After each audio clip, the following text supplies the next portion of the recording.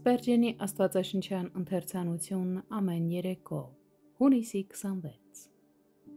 Աշխարհի մեջ ցանկությունից եղած ապականությունից հեռու փախչելով, Երկրորդ Պետրոս 1:4 խոսք։ Հավերժ վանիր քեզանից մարմինը հագեցնելու մասին բոլոր մտքերը, եթե կամենում ես քո հարուցյալ Տիրոջ զորությամբ ապրել։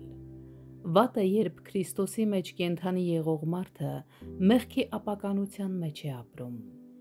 Ինչու եք կենդանին մեռելների մեջ որոնում, ասաց հրեշտակը Մարիամ Մագդաղենացուն։ Միթե կենդանին կարող է գերեզմանի մեջ բնակվել։ Միթե աստվածային կյանքը պետք է մարմնավոր կրքերի զնդանում բանտարկվի։ Ինչպես կարող ենք միաժամանակ Տիրոջ և Բելիարի գավաթն ընդունել։ Ով հավատացյալ, դու անշուշտ ազատվել ես բացահայտ կրքերից ու մեղքերից, բայց արդյոք նաև փախել ես սատանայի առավել ծածկված ու խաբուսիկ որոգայթներից, հաղթահարել ես հպարտության ցանկությունը,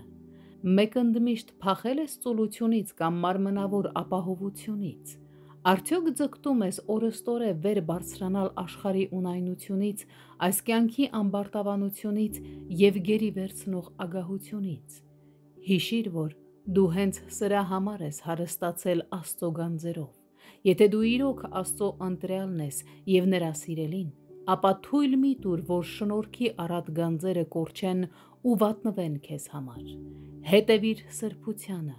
դա է քրիստոնյայի պսակն ու փառքը։ Անսուրբ եկեղեցին անպիտան է աշխարհի համար և անպատիվ մարդկանց մեջ։ Այն գարշելի է, դժոխքի ծաղրանք և երկնքի նողկանք։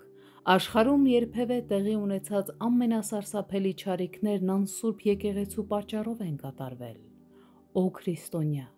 Աստծո ուխտերը քեզ վրա են, դու Աստծո քահանա ես, այդ կոչմանը համապատասխան գործիր, դու Աստծո թագավոր ես, թագավորիր քո ցանկությունների վրա,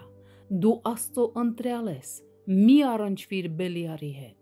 երկինքն է քո բաժինը, ապրիր որպես երկնային հոգի, որպեսզի ապացուցես, որ ճշմարիտ հավատք ունես Հիսուսի հանդեպ, քանզի չի կարող իրական հավատք լինել սրտի մեջ, մինչև սրբություն չլինի կյանքում։ Գնդված եմ իմ Տեր ես քո արյունով, որ հոսում է դեռ Սուրբ խաչափայտից, սակայն խոցում ենք քեզ մեղանչելով, ամաչում եմ ես միայն դրանից։